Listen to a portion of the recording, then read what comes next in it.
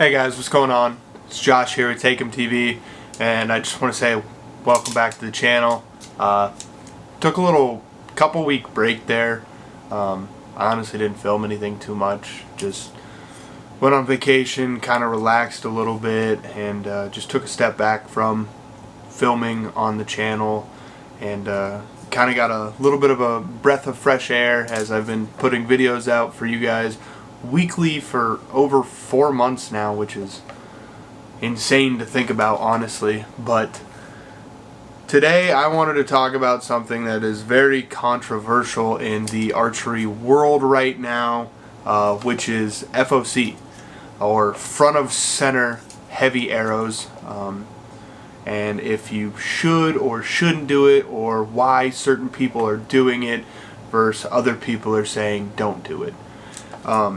Because as a new archer, or as a an intermediate archer, as I would classify myself, you're gonna hear these big names such as the Hunting Public or Ranch Fairy or Chris B. But you're gonna hear these guys talk about the arrow setups you should have and the arrow setups that you shouldn't have. And honestly, I believe that you can go either way, however you want, but you need to be committed to a path that you're going to, and you need to be 100% certain on the path that you want to go down. If you want to go down speed or if you want to go down weight, and they both have their pros, they both have their cons, honestly. And that's really what I want to talk about today. So in today's video, what I necessarily want to talk about is if you should or shouldn't be shooting front of center heavy arrows, or if you should be shooting the lightest arrow possible. Now, in my opinion, I've done a lot of research on this. I've done countless hours of watching YouTube videos of people building their arrow setups. I've watched thousands of setups of people building their arrow setups, and people swearing by this company or swearing by that company, and building the arrow to this exact weight, and this is going to be your perfect whitetail arrow at this certain grains per inch or whatever. I don't necessarily believe that. I believe you should do what you want to do. So I went down the path. If you guys have watched any of my older videos on my archery setups or anything, I chose to build a front of center heavy arrow, and my personal arrow setup is a Easton 5mm FMJ that I went ahead and put a 4-fletch of some AAE Max vanes on here. There you guys go. And then I'm running a lighted knock, and then I have a Zinger fletching little sleeve right here. And then up front I have a Easton outsert. Ooh, can you guys get me in there? Right there. And then I am running the Magnus Stinger broadhead. Now, a lot of you guys might look at this and say, that's a huge broadhead. Why is your broadhead so big? I'm going to get into that here a little bit later. But this arrow setup right here is not crazy front of center heavy. Like, I can, try and get it here for you guys real quick. Like, it's not crazy heavy up front.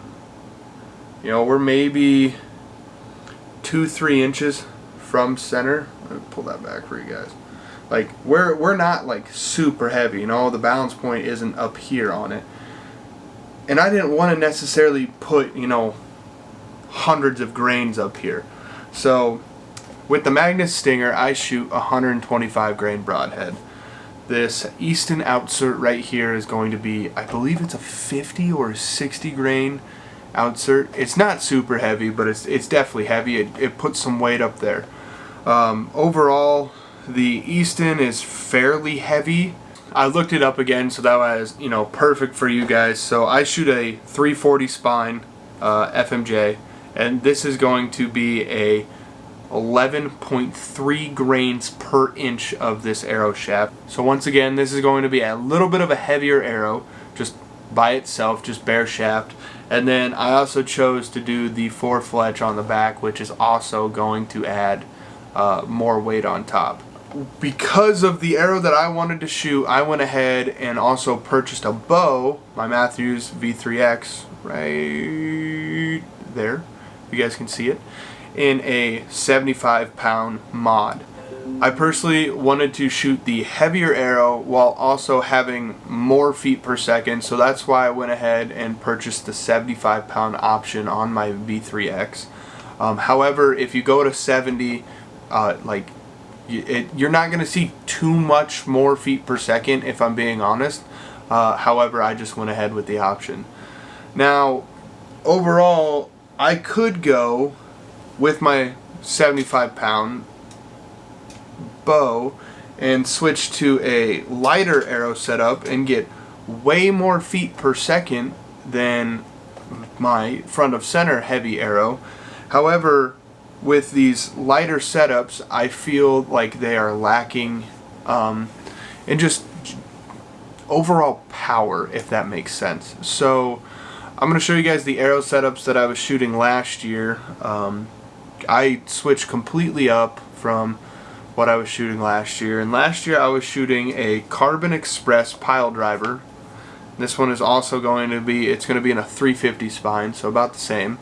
I went ahead, I had 100 grain inserts last year, or 100 grain broadheads, and little tiny outserts on these arrows with a little sleeve over it to give me a little bit more strength up front with carbon arrows. I like to have that. And then this all screws on, so it's pretty light up front. And then in the back I have something interesting here. This is actually made by a company called Zinger Fletchings, and they're fletchings that just slide on right over this shaft. No glue, nothing. But I built a super light arrow. I mean, this thing is easily half the weight of that. So I'm going to say this is probably 300 grains, maybe. My arrow setup that I'm shooting this year is closer to 650, 660 grains.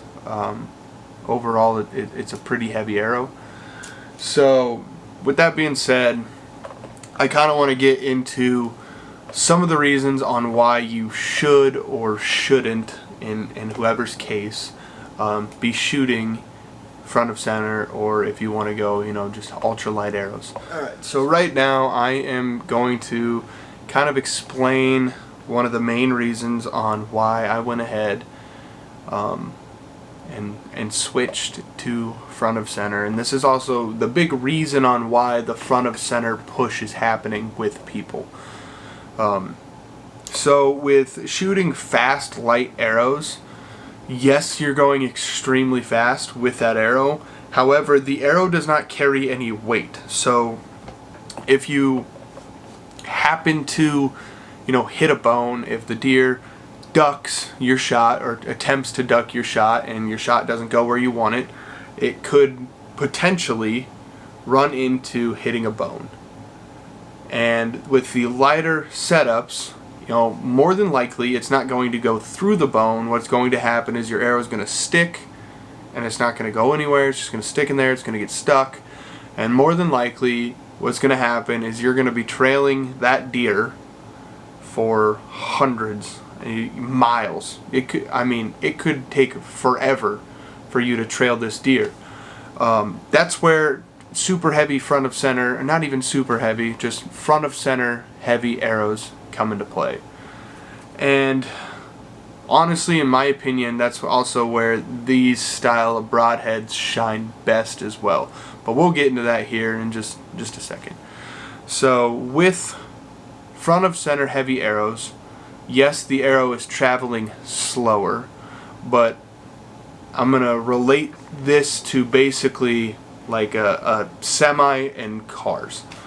So if you're driving a really fast car, really fast, really light car, and you have to, you slam into somebody, that car, it's going to go a little bit, but more than likely, if you hit another car, you're going to stop pretty quickly. Just because there's not so much, force behind it. However, if you take a full-fledged semi and you try and stop really quickly with a semi, fully loaded semi, that semi is going to have way more force, way more kinetic energy to go through that car that's in front of it and keep on pushing. I know that's a really weird analogy, but it's the way that I can describe it best, honestly. So basically, because the weight is up front on this arrow, it's going to be pulling the arrow through the animal, and it's not going to be pushing it. It's going, since all the weight is mainly up front on this arrow, it's going to be pulling through that body cavity and out through the other side, because you don't have a big weight drag back here in the back, or it's not balanced, you know. With your lighter setups, it's going to be a more than likely balanced arrow setup for the most part. It might be a little, you know, each way, front or back. But if you're trying to take an arrow and push it through something, you're going to have a lot harder of a time pushing it through, essentially, than it getting pulled through the front. In my opinion, the front of center has just came back into the whole archery thing. And I know that sounds weird, but like, let's take, you know, steps way back to, you know, Native Americans and them hunting. I'm sure a lot of you guys have all seen, you know, arrowheads for that Native Americans have made, and I'm sure some of you guys have held them, and I'm sure some of you guys have them in your homes. For the most part, some of them were, you know, fairly small, but the most of them, they were, you know, fairly large, kind of like this Magnus Stinger right here. And if you think about it, that arrowhead going on an arrow probably was pretty heavy. And there was probably a reason why they had that heavy arrow head on, you know, a light arrow. And it's front of center. So if you go back and you look into what the Sioux and I'm from the Midwest. I'm from the, you know, the Nebraska area. So for me, it'd be like Sioux tribe. If you look at the Sioux and how they used to hunt and everything, they would use larger heads for hunting bigger game, because that head had more energy to go through the animal. They would use the smaller heads for your small game and your birds, because they didn't need all of that kinetic energy going through the animal. They just basically needed to hit the small animals so that way they would stop.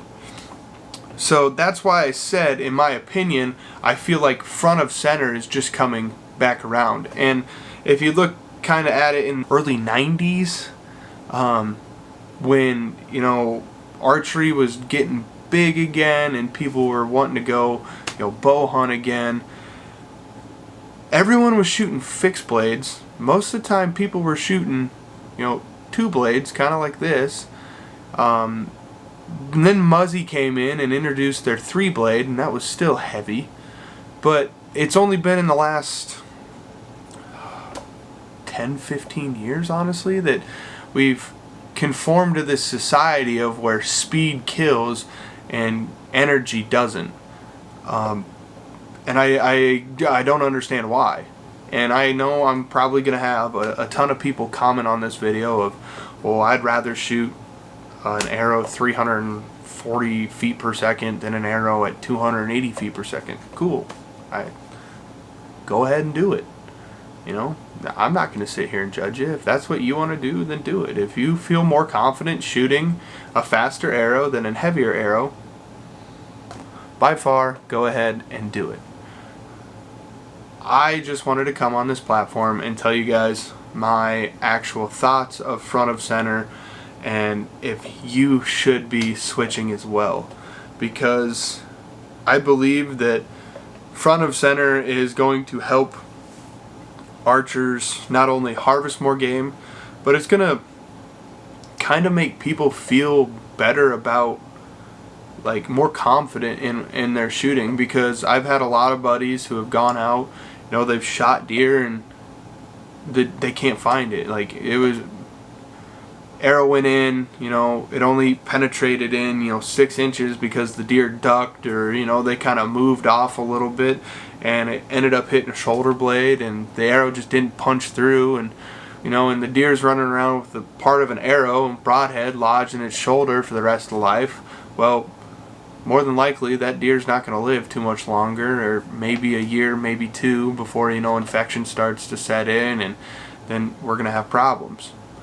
So I don't necessarily want to say that front of center is an end-all be-all fix to everything in the archery community, but I do think a lot of people should necessarily be looking into it and see if they can actually benefit them. Like, you don't have to build crazy heavy arrows, you don't have to build crazy heavy front of center arrows. You just need something that's a little bit more heavy in the front, and I think the success rate of people shooting deer and recovering that deer are going to go up tremendously. And I also believe that another thing that will help people getting more recovered deer is switching away from mechanicals and going back to your fixed blades, single bevels, double bevels.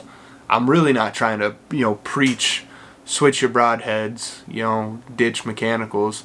However, a lot of mechanicals tend to have problems to where, they hit bone once again and they just shatter on impact. It's cheap Chinese steel for the most part, and the blades bend. They're not very strong, and that deer is now suffering because of what happened. You decided to shoot cheap Chinese broadheads instead of buying quality made broadheads, and now that deer is probably going to die here in a couple months, and you're going to go ahead and shoot a different deer and not even worry about it. So I would highly recommend everybody to look into switching up their broadheads into some sort of fixed broadhead, in my opinion, whether it be a 2-blade like this, or a single bevel, or even like I got some right here. I have some QAD Exodus right here. These are great too. My big thing with these is these are going to break bone, and they're going to help your setup. They're going to help the front of center. You're not going to deal with flimsy mechanical blades, and overall this setup is just 10 times tougher than the fast, lighter setup with mechanicals. And once again, I'm sure you guys will put it down in the comments that I'm completely wrong. I just believe that back in the day they shot arrows the way they did because it's what worked. It's not because that's how they could make it. It's because it worked. 100%, if it didn't work, they would have figured out how to change it and, evolve. And eventually they did. I mean, they changed things, but not really. I mean, the thing that came to change bow and arrows was guns. So, overall, I would highly recommend looking into some Magnus stingers right here. Or even if you want to get more into it, some Iron Wills or some Ranch Fairy broadheads. However, Magnus stingers right here are going to be your best bang for your buck. You can buy them normally for $35 to $45 for a 3-pack. They're 100% made in the USA, and they are razor sharp. And you can sharpen these, reuse them all the time. But overall, I would recommend F.O.C. arrow builds to anybody out there. Whether you are just starting your archery career, or you are an intermediate and you're just kind of looking to build a new arrow setup, or if you are a veteran of 20 plus years of archery shooting, try different things. I understand that you guys you like what you're shooting, and you don't necessarily think that something's going to work better, but I guarantee you if you guys try and shoot an F.O.C. arrow setup, you'll be surprised, especially if you do decide to use it throughout a season or two. You'll be surprised at the number of success rates that you have that go up, And I also believe you will be surprised on the overall performance that these they do have. It's quite incredible how they do it technically, but the like overall science and technology on it is literally like Stone Age simplistic. Like it's crazy, it's mind-blowing, and I love that. So if you guys have any questions or comments for me, please leave them down in the comments below.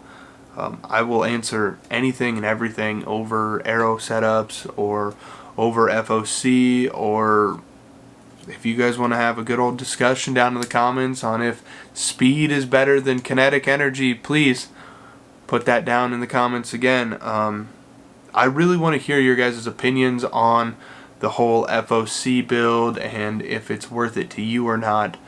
But with that being said, I do want to say thank you for watching today's video, and don't forget to leave a like, comment, and a subscribe. You guys mean the world to me. As of today, we are almost at 450 subs, which is mind-blowing again. And I just want to say thank you. Thank you from the bottom of my heart. I appreciate it a lot. So hopefully here we'll have some good duck hunting content coming soon, and right after that we're going to get into some archery, whitetail hunting. So with that being said, don't forget to like, comment, and subscribe one more time, and I will see you guys freaking later. Peace.